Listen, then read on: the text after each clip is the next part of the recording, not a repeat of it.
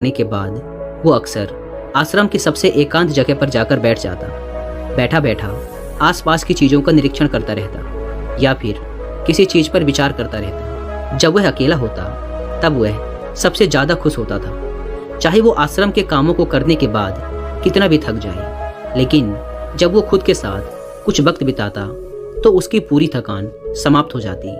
जब भी उसके मन में किसी बात को लेकर कोई उलझन होती थी तब भी वो किसी एकांत जगह पर जाकर बैठ जाता और फिर ध्यान से उस समस्या पर विचार करता और फिर कुछ समय पश्चात उसका दिमाग शांत और स्पष्ट हो जाता। संक्षिप्त में कहें तो एकांत ही उसका सबसे अच्छा मित्र था। लेकिन उसका यूं अकेले अकेले रहना आश्रम के दूसरे बच्चों को बिल्कुल भी पसंद नहीं था, क्योंकि आश्रम के दूसरे बच्चों को जब भी मौका मिलता वो साथ में खेलते, मस्ती मजाक करते, गप्पे मारते और एक दूसरे की टांगें खींचते। लेकिन ये हमेशा ही एकांत की तरफ भागता। इसके केवल एक दो ही गिने चुने मित्र थे, जिससे आश्रम के दूसरे बच्चे इसका मजाक बनाते, इसे तरह तरह के नामों से पुकारते, इसे घमंडी और सनकी तक कहते।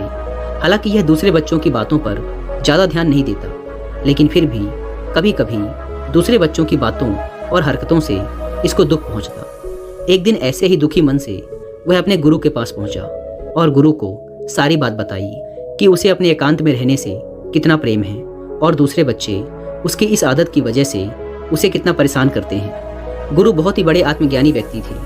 उन्होंने शिष्य की पूरी बात बड़े ध्यान से सुनी और फिर कहा, बेटे, इसमें उदास होने वाली कौन सी बात है। महान सफलताएं अकेलेपन से ही शुरू होती हैं। अकेलापन ही हमें खुद से मिलाता है।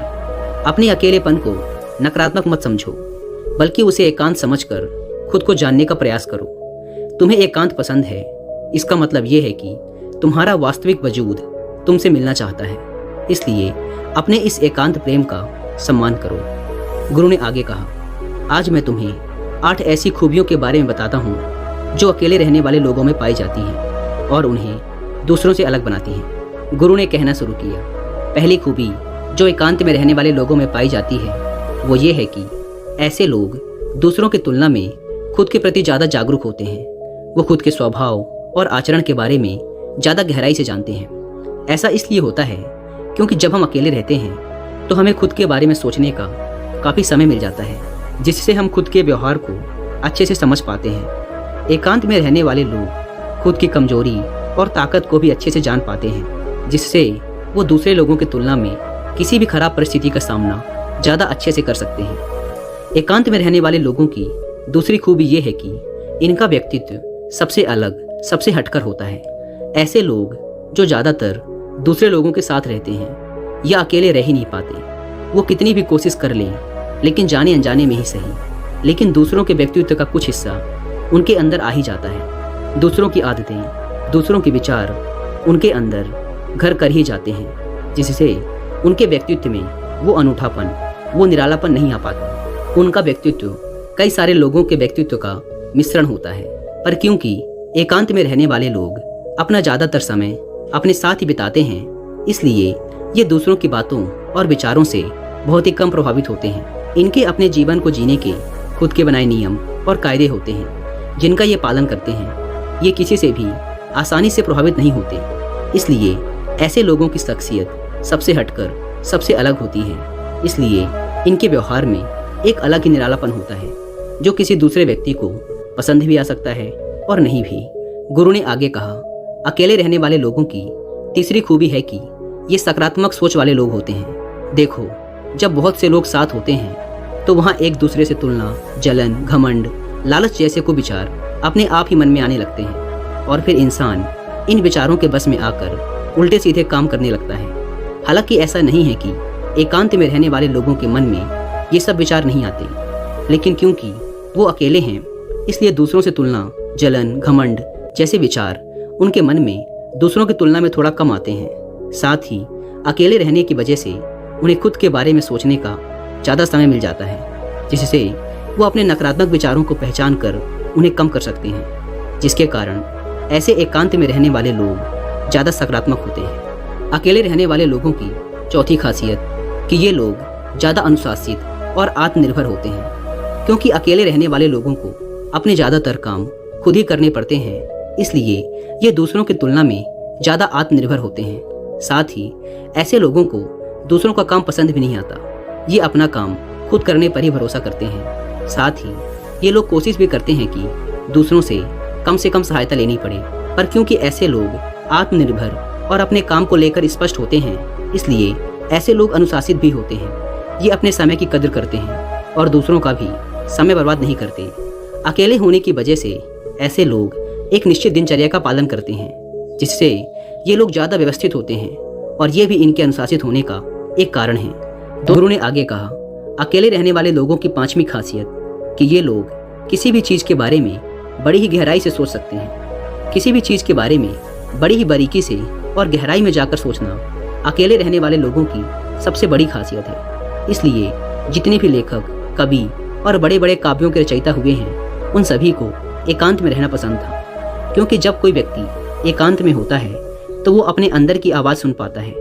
जितने भी बड़े आविष्कार हुए हैं, उन सब की शुरुआत एकांत में ही हुई थी, क्योंकि एकांत में रहकर ही किसी भी चीज़ के बारे में बड़ी ही बारीकी से सोचा और समझा जा सकता है। छठी खासियत, अकेले रहने वाले लोग बहुत ही कलात्मक होते हैं, क्योंकि अकेले रहने वाले व्यक्ति किसी भी चीज़ के बारे में बहुत ही गहराई से सोच सकते हैं। इसलिए ऐसे लोग बहुत कलात्मक भी होते हैं। साथ ही अकेले रहने की वजह से इनके पास बहुत सा समय भी होता है और ये ज़्यादा देर तक अपने काम में ध्यान केंद्रित करने में भी सक्षम होते हैं, जिस कारण से इन लोगों की जिस भी काम में रुचि होती है, ये लोग उस काम में बहुत आगे तक जा सकते हैं, क्योंकि इनके आसपास इनके ध्यान को बांटने वाला कोई नहीं होता। इसलिए ये जब तक चाहें अपने काम में खोए रह सकते हैं और यही कारण है कि ऐसे लोग बहुत ही रचनात्मक और कलात्मक होते हैं। दुनिया में जितने भी महान उपलब्धि करने वाले लोग हैं, उनमें से ज़्यादातर लोग ऐसे हैं जिन्हें एकांत में रहना पसंद है, क्योंकि एकांत ही सृजन का स्रोत है।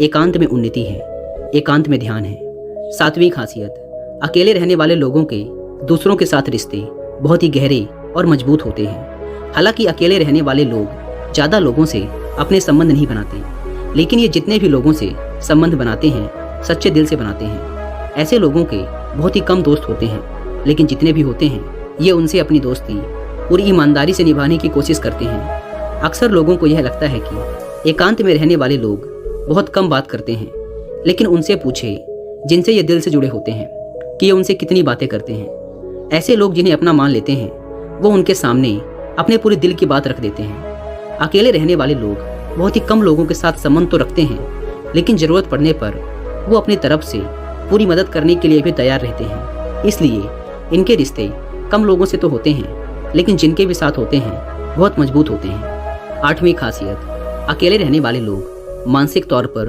और भावनात्मक रूप से बहुत मजबूत होते हैं, क्योंकि उन्हें पता होता है कि अगर आज कोई समस्या उनके ऊपर आती है तो उन्हें अकेले ही उस समस्या से निपटना पड़ेगा।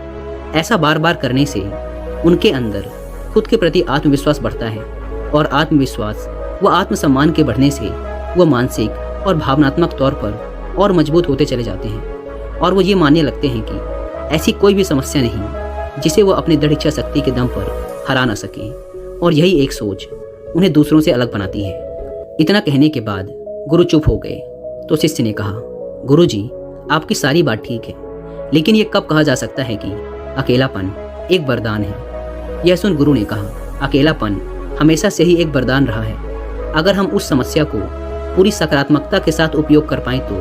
क्योंकि जब हम दुनिया के लोगों के साथ होते हैं तब हम भीड़ का हिस्सा होते हैं, लेकिन जब हम अकेले होते हैं तब हम खुद के साथ होते हैं, और जब हम खुद के साथ होते हैं तभी हम अपने समय का सदुपयोग, खुद का आकलन, खुद के शौक सभी पर ध्यान दे सकते हैं, अपनी कमजोरियों पर भी काबू पा सकते हैं, या ऐसा कह सकते हैं कि सच में अच्छाई की राह और इंसानियत की मंजिल भी पा सकते हैं। गुरु के मुंह से ऐसी बातें सुन अब शिष्य के मन में अपने एकांत में रहने की आदत को लेकर कोई मलाल, कोई संशय नहीं रहा, बल्कि उसे तो अपनी इस आदत पर गर्व महसूस हो रहा था। इस जानकारी के लिए उसने गुरु का धन्यवाद किया और वहाँ से चला गया।